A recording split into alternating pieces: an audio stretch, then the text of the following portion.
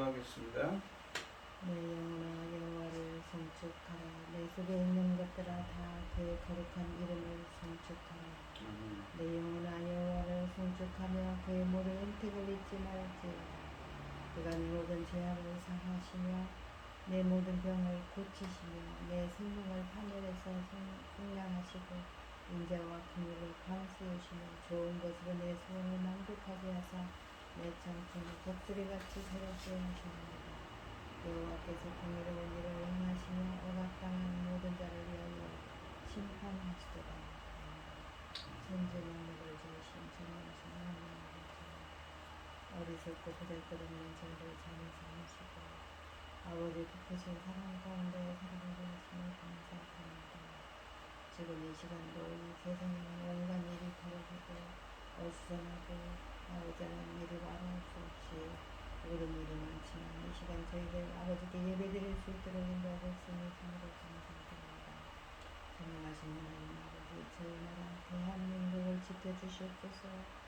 아버지 하나님, 지금 세계는 전쟁, 한쪽에서는 전쟁을 하고 있고 곳곳에서는 재난이 이런 재난 저런 재난 일어나고 있습니다. 아버지 하나님 앞에 어찌 기도하지 않을 수가 있겠습니까? 도와주시옵소서. 저희는 힘이 없지 않습니까? 재난으로부터 전쟁으로부터 저희 나라를 대한민국을 지켜주시옵소서. 아버지께서 저희 나라의 제사장 나라를 삼으셨으니 아버지 하나님 이 중대한 사명 감당하기 위해서도 아버지께서 특별히 지켜주셔야만 되겠습니다. 전능하신 하나님 아버지, 여기에 또 아버지 하나님 시대가 아버지 하나님 열매가 좀 중대한 시대입니다. 아버지 하나님 이 중대한 시대를 누구 열매입니까? 주님 십자가에 죽으시고 아버지 열려지는 열매들 아닙니까? 천금같이 귀한 열매들 아버지 하나님 기뻐하시는 그 열매들이 넉넉히 나올 수 있도록 도와주시옵소서. 아버지 하나님 이 열매가 될 이 시대에 당신의 사랑하는 종 열매가 될 말씀을 들고 강단에 세우셨으니 아버지 하나님 열매가 될 말씀으로 말미암아 아버지께서 기뻐 받으실 열매들이 넉넉히 나올 수 있기를 간절히 소원하오며 이 모든 말씀 억만 죄악 가운데서 우리를 구원하여 주신 예수 그리스도 이름으로 기도드리옵나이다. 아멘. 오늘 함께 하실 하나님의 말씀은 시편 8편 1절로 9절까지 말씀입니다. 시편 8편 1절부터 9절까지입니다. 제가 먼저 읽겠습니다. 여호와 우리 주여, 주의 이름이 온 땅에 어찌 그리 아름다운지요. 주의 영광이 하늘을 덮었나이다. 주의 저주로 말미암아 어린아이들과 젖먹이들의 입으로 권능을 세우시니 이는 원수들과 보복자들을 잠잠하게 하게 하십니다. 주의 손가락으로 만드신 주의 하늘과 주께서 베풀어 주신 달과 별들을 내가 보니 사람이 무엇이기에 주께서 그를 생각하시며 인자가 무엇이기에 주께서 그를 돌보시나이까. 그를 하나님보다 조금 못하게 하시고 영광과 존귀로 관을 씌우셨나이다. 주의 손으로 만드신 것을 다스리게 하시고 만물을 그 발 아래 두셨으니 곧 모든 소와 양과 들짐승이며 공중의 새와 바다 물고기와 바닷길에 다니는 것입니다. 여호와 우리 주여, 주의 이름이 온 땅에 어찌 그리 아름다운지요. 아멘. 찬송가 212장입니다. 겸손히 주를 섬길 때 괴로운 일이 많으나 구주여 내게 힘주사 잘 감당하게 하소서. 인자한 나를 가지고 사람을 감화시키며 갈 길을 잃은 무리를 잘 인도하게 하소서. 구주의 귀한 인내를 깨달아 알게 하시고 굳건한 믿음 주셔서 늘 승리하게 하소서. 장래의 영광 비추사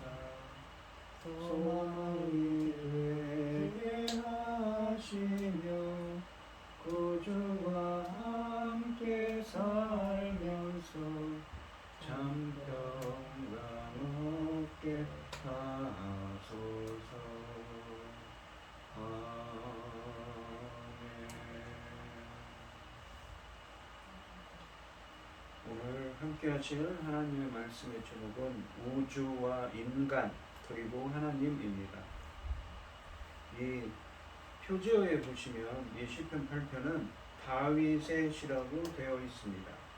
다윗은 밤하늘을 보며 인간의 존귀함과 그 존귀를 주신 창조주의 자비와 위엄을 찬양하고 있습니다. 1절 말씀해 보시면 여호와 우리 주여 주의 이름이 온 땅에 어찌 그리 아름다운지요 주의 영광이 하늘을 덮었나이다 라고 고백을 합니다. 1절과 2절 말씀에서 하나님의 영광을 찬양하고 있습니다. 시편 8편은 온 우주의 통치자이신 주님을 부르는 것으로 시작합니다. 여호와 우리 주여라는 말로 시작하죠.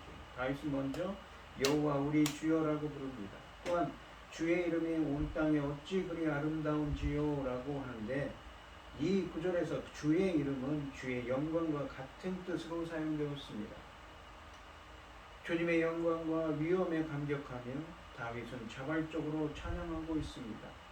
아름답다로 번역된 히브리어는 존귀해진 것을 의미하며 이것은 귀인들과 또 인생들 가운데 가장 높은 자인 왕에게 적용되는 표현입니다.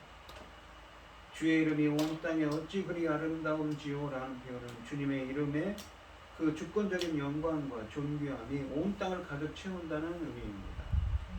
그리고 1절 하반절에서 주의 영광이 하늘을 덮었나이다 라고 하십니다. 주님의 영광과 존귀함이 온 땅뿐만 아니라 하늘도 덮었다고 하십니다. 2절 말씀을 보시면 주의 대적으로 말미암아 어린아이들과 젖먹이들의 입으로 권능을 세우시며 이는 원수들과 보복자들을 잠잠하게 하려 하심이니이다 라고 하십니다. 1절에서 온 땅과 하늘 위에 자신의 영광을 두신 이 주님을 찬양하되 분위기가 급변해서 주님의 원수와 대적 그리고 이들과 대조적으로 어린 아이와 젖먹이가 나오기 때문에 이 2절 말씀은 너무나 갑작스럽게 느껴집니다. 2절 말씀에서는 주의 대적, 원수, 보복자가 어린아이, 젖먹이와 강한 대조를 이룹니다. 창조세계에 나타난 주님의 영광을 나타내는 이 찬양시에서 주님을 대적하는 자들이 등장하는 것도 독특한 것입니다. 여기에 있는 주의 대적들은 하나님의 우주적인 주권과 역사 속에서의 통치 그리고 인간의 실존 속에 개입하시는 주님의 손길을 거부하는 사람들입니다. 그들은 세상 권세를 잡고 자기 힘만 믿는 교만한 사람들이지요. 그래서 하나님이 하는 일을 대적하는 사람들입니다. 달리 말하자면 이들은 하나님의 영광스러운 이름을 인정하지 않는 사람들입니다. 이와 대조적으로 어린아이와 젖먹이는 연약함과 겸손을 상징합니다. 이들은 창조세계에 나타난 주님의 영광과 말씀을 믿는 사람들입니다. 역설적이지만 하나님은 이런 연약한 어린아이와 젖먹이의 입으로 자신의 권능을 세우신다고 본문에서 말씀하십니다. 어린아이들에게 무슨 힘과 지혜가 있겠습니까마는 그들의 힘으로 권능을 세우지 않고 입으로 권능을 세우신다고 하십니다. 즉 이들은 하나님의 이름을 그들의 입에 두며 주님의 이름을 부르는 자들입니다. 이들은 하나님의 위엄과 계시를 인정하고 믿는 사람들입니다. 이들은 주님께 기도하는 자들이며 주님의 이름을 찬양하는 겸손한 사람들입니다. 따라서 하나님은 자신을 인정하는 약자들과 어린아이들을 즉 겸손한 사람들을 사용하셔서 그들을 통해 자신의 능력을 나타내신다는 말씀을 하고 있는 것입니다. 하반절에 보시면 구체적으로 이들을 통해 주님의 원수와 보복자들을 잠잠케 하기 위함이라고 하십니다. 즉 말로 싸워 이기게 하신다는 것입니다. 이들은 원수들의 폐역하고 조소로 가득한 논리를 잠재우기 위해 주님을 섬기는 겸손한 자들의 어린아이와 같은 그런 연약하고 겸손한 자들의 입으로 주님의 권능을 나타내신다고 하십니다. 1절 하반절에서 말씀하신 온 하늘의 편만한 창조주의 온 우주의 왕이신 하나님의 영광은 조그마한 아이들의 찬양을 통해서도 분명히 선포되기 때문에 그 찬양이 하나님을 왕으로 인정하기를 거부하고 그를 대적하는 자들을 잠잠하게 만들기에 충분하다고 밝히고 있는 것입니다. 다윗은 하나의 역사를 교훈으로 주고 있습니다. 하나님을 대적할 만한 권력과 힘을 가졌다고 자부하는 강한 자들이 가장 연약한 젖먹이 어린아이들의 하나님 찬양에 무너집니다. 어찌 이런 일이 가능한가요? 하나님은 이 세상의 연약한 자들을 통해 자기 능력을 나타내시는 분이십니다. 또한 어린아이와 같이 하나님의 권능을 인정하고 찬양하는 것에 진정한 힘과 능력이 있기 때문이지요. 그러므로 하나님이 함께 하시면 연약한 사람들이 능력 있는 사람들을 부러워할 필요가 없는 것입니다.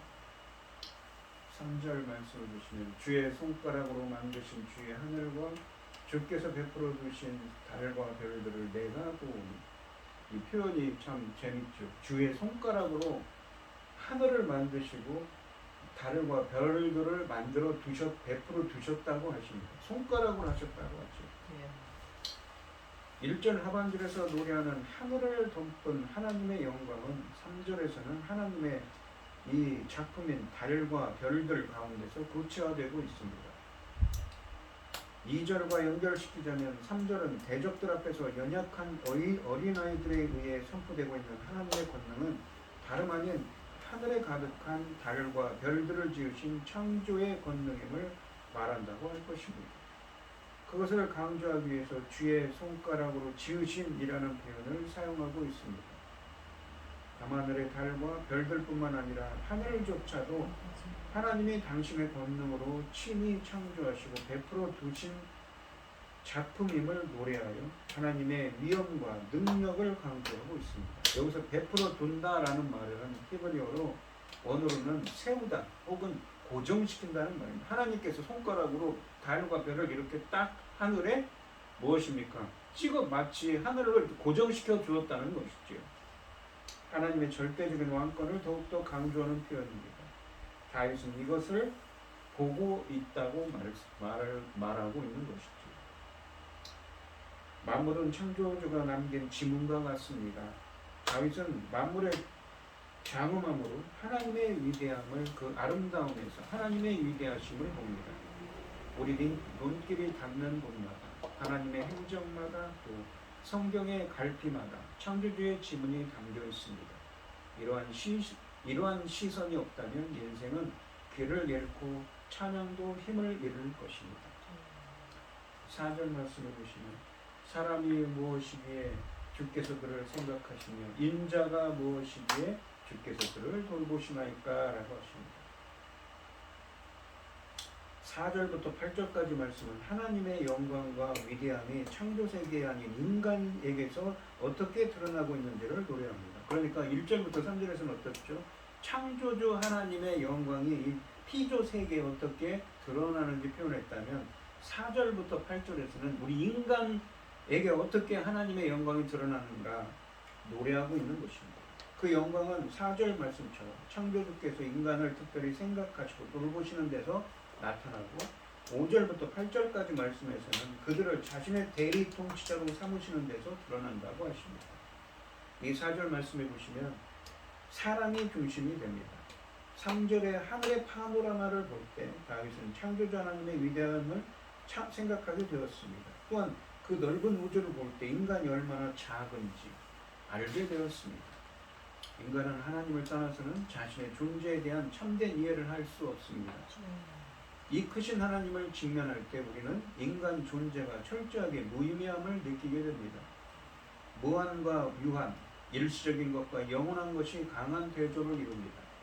이 모든 것이 인간이 무엇이기에? 라는 질문으로 지각되고 있습니다.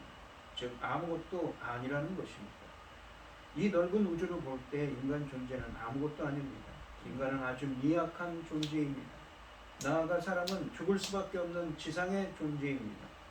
그는 천상의 존재가 아닙니다. 그는 약하고 유한하며 무의미한 존재입니다.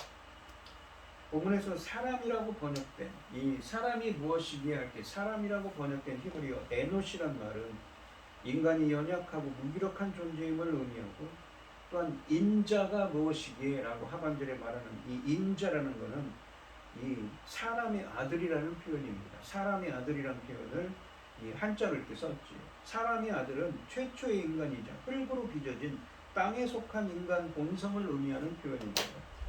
그러나 이런 인간을 하나님은 기억하시고 돌보신다고 본문에서 말씀하십니다.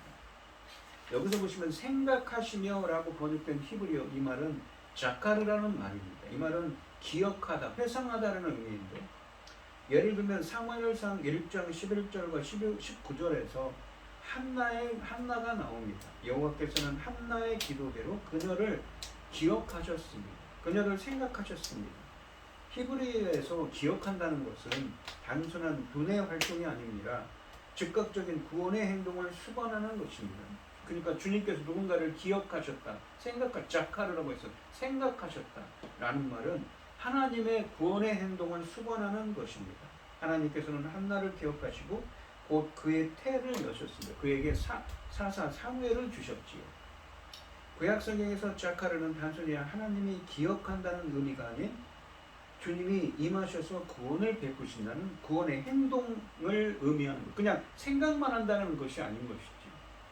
즉각적인 구원의 행동을 수반한다는 의미를 담고 있습니다. 또한 돌보시나이까라고 번역된 이 히브리어 파카드라는 말은 여러 가지 의미가 있는데, 주된 의미는 돌보다, 세심하게 살피다의 의미도 있지만 주님의 임재, 주님의 방문을 의미하는 말입니다.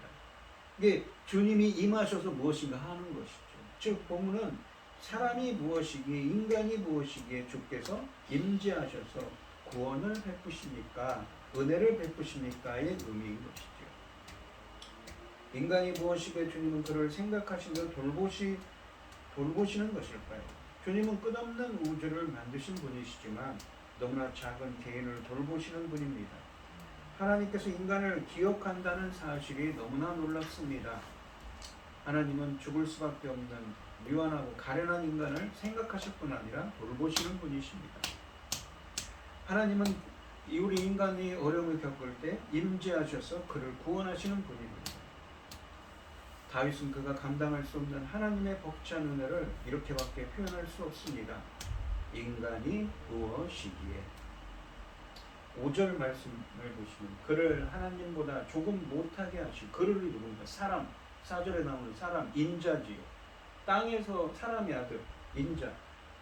흙으로 빚어서 하나님이 창조한 그 피조 세계 피조물을 뿐인 이 인간을 하나님보다 조금 못하게 하시고 영어와 존귀로 관을 씌우셨나이다 라고 하십니다. 원문을 보시면 이 5절 말씀 그리고라는 접속사로 시작하는데 한글 성경에는 빠져 있습니다. 그러니까 4절의 말씀의 내용을 잊고 있습니다. 4절부터 8절까지는 하나님의 영광과 위대함이 창조 세계관이 인간에게서 어떻게 드러나고 있는지를 노래한다고 했습니다. 그 영광은 4절 말씀처럼 창조주께서 인간을 특별히 생각하시고 돌보시는 데서 나타났고, 5절부터 8절까지에서는 그들을 자신의 이 대리통치자, 그리고 인간을 하나님의 대리통치자로 삼으시는 데서 드러난다고 했습니다. 5절 말씀은 창세기 1장을 떠올리게 하는데, 하나님이 인간을 하나님의 형상, 곧 하나님의 대리통치자로 모든 피조물 위에 세우신 것을 노래하고 있습니다. 구체적으로는 창세기 1장 26절부터 28절에 보시면 그러시죠. 하나님께서 천지 만물을 창조하시고 이 피조물들을 무엇입니까? 다스리라고 하셨죠. 문화 명령을 주셨습니다. 그 말씀을 떠올리게 하죠. 상반절에 그를 하나님보다 조금 못하게 하시고 라고 하시는데, 다윗은 인간의 위대함을 강조하기 위해 인간이 하나님보다 조금 못하다고 말합니다. 하반절에 영어와 존귀로 관을 씌우셨나이다 라는 표현은 상반절에 하나님보다 조금 못하게 하셨다는 것을 설명해 줍니다. 이 표현은 왕에게 적용된 관을 씌웠다는 건 왕관이라는 것이죠. 원래 인간은 왕으로 부름을 받았음을 말해줍니다. 영광과 존귀는 한 쌍의 단어로 성경에서 자주 나타나는데, 이 원래 왕의 속성을 의미하는 것이 영화와 존귀입니다. 그렇다면 인간이 다른 피조물을 왕으로서 다스리는 높은 왕의 위치에 앉게 되었다는 의미인 것이지요. 관이라는 단어는 성경에서 주로 왕관을 가리킵니다. 따라서 이것은 인간에게 부여된 권위를 말씀하시는 것입니다. 그렇다면 이 절은 하나님이 자신의 왕적인 영광과 위엄을 인간에게 위탁한 것을 의미한다고 볼 수 있습니다. 이렇게 너무나 보잘것없고 연약한 인간이 하나님을 대신하여 온 세상을 다스리는 자가 될 수 있었습니다. 왜요? 하나님께서 대리 통치자로 영광과 존귀로 관을 씌워주셨기 때문인 것이죠. 원래 인간은 하나님의 형상으로 만들어졌습니다. 창세기 1장과 2장에 있는 말씀이죠. 원래 하나님의 이름은 온 땅에 충만하고 그의 영광은 온 하늘에 넘쳤는데 이제 인간이 하나님의 영광을 드러내는 존재가 되었습니다. 해와 달과 별들만 하나님의 영광을 드러내는 것이 아니라 인간이 하나님의 영광을 드러냅니다. 6절 말씀을 보시면 주의 손으로 만드신 것을 다스리게 하시고 그리고 피조물을 다스리게 하시고 만물을 그의 발 아래 두셨으니 라고 하십니다. 6절부터 8절까지 말씀은 창세기 1장 28절을 구체적으로 서술하고 있습니다. 6절에 보시면 이 주님께서 인간에게 보유하신 왕권의 의미, 그 천지 만물을 다스린다는 의미를 대리 통치권을 주셨다는 의미를 좀 더 상세하게 설명합니다. 인간은 다스리는 자, 즉 통치자입니다. 이 단어는 왕에게 부여된 권위를 의미합니다. 인간에게는 다스리는 권세가 주어졌습니다. 그러나 이 통치권의 은사는 하나님의 권위를 위임한 것이므로 약탈할 수 있는 소유권으로 주신 것이 아닙니다. 인간이 피조물을 관리하는 역할을 위임받았다는 말입니다. 다스리게 하시고 라고 하고 그 발 아래 두시고 라는 말씀은 우리에게 맡기셨다, 즉 위임하셨다는 말입니다. 따라서 우리는 문제에 압도당하지 말고 하나님의 청지기답게 당당하게 살아야 하는 것이죠. 그러므로 본문에 의하면 사람의 이치는 하나님과 창조된 세계의 중간쯤 된다고 할 수가 있습니다. 우리는 하나님의 다스림을 받지만 동시에 하나님이 창조하신 세상을 다스리기 때문인 것이죠. 7절과 8절을 말씀하시면 보시면 곧 모든 소와 양과 들짐승이며 다스림을 받는 인간의 다스림을 받는 존재 창조될 때 다스리는 존재가 무엇이냐면 소와 양과 들짐승이며 공중의 새와 바다의 물고기와 바닷길에 다니는 것이라고 합니다. 하나님께서 인간에게 위탁한 통치권의 범위가 여기에서 제시되고 있습니다. 구체적으로 다른 피조물들, 즉 동물들을 다스리는 일을 대표적으로 주셨는데 여기에 5종류의 동물들이 열거됩니다. 집짐승으로는 양과 소가 있고 야생동물로 표현되는 들짐승이 있고 공중의 새들 그리고 바다의 물고기들 바닷길에 다니는 것, 그러니까 바다의 짐승들을 의미합니다. 소와 양은 길들인 집짐승이요 들짐승은 길들여지지 않은 야생동물입니다. 첫 창조기사에서도 만물을 다스리라는 명령을 인간에게 주셨습니다. 창세기 1장 26절에서 하나님이 인간을 만드실 때 그들에게 다스리는 임무를 주셨습니다. 인간과 동물은 너무나 다르지만 인간은 말로써 동물과 통하며 동물은 그를 따르고 복종해야 하는 것입니다. 하나님은 세상을 창조하실 때부터 연약한 인간에게 이 세상을 맡기셨습니다. 하나님의 형상대로 지음받은 존재답게 그분처럼 또 그분의 방식대로 세상을 가꾸도록 역사의 중심에 서게 하셨습니다.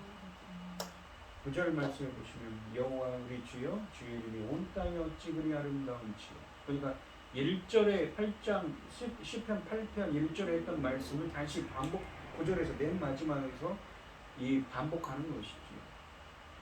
주님의 이름이 주님의 영광이 어찌 그리 아름다우신지는 존귀해진 것이거든요. 주님의 영광이 왜 이렇게 존귀한 것인지 설명하고 있는 것입니다. 다윗은 1절에서 하나님의 영광스러운 이름을 찬양하며 생각하며 찬양하는 것으로 시작했는데 1절 말씀을 시작하는 후렴구로 9절 말씀을 닫고 있습니다.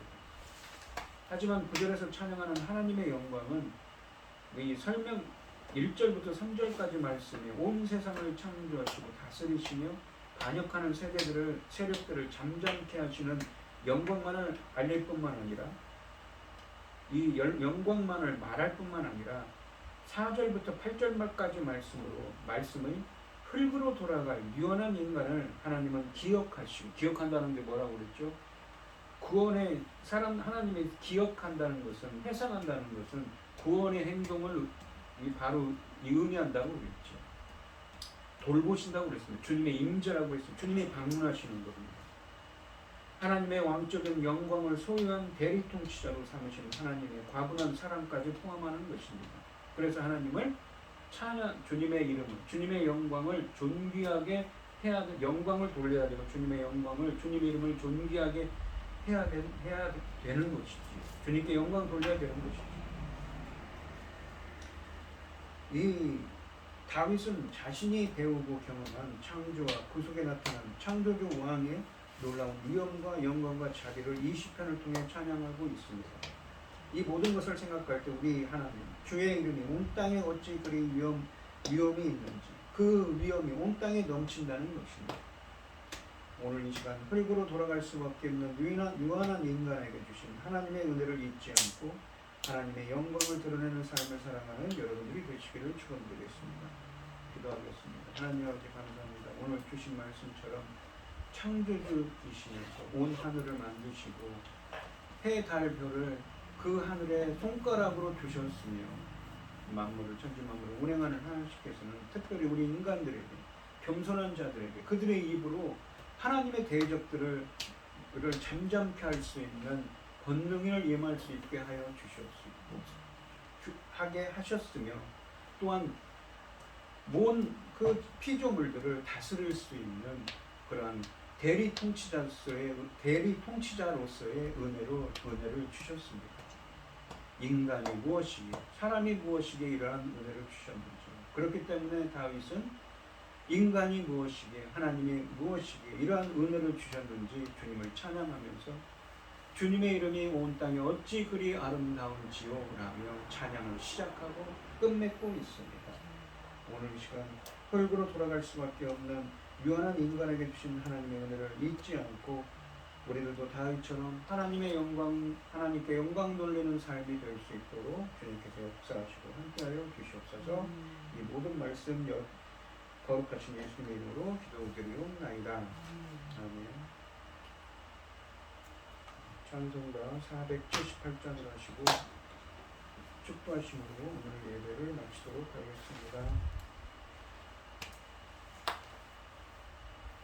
참 아름다워라 주님의 세계는 저 솔로몬의 옷보다 더 고운 백 같아 주 찬송하는 듯 저 맑은 새소리 내 아버지의 지으신 그 솜씨 깊도다 참 아름다워라 주님의 세계는 저 아침 해와 저녁물 많은 빛난 별 망망한 바다와 늘 구름 보물이 다 주 하나님 영광을 참 드러내도다 참 아름다워라 주님의 세계는 저 산에 부는 바람과 잔잔한 시냇물 그 소리 가운데 주 음성 들리니 주 하나님의 큰 뜻을 알듯하도다.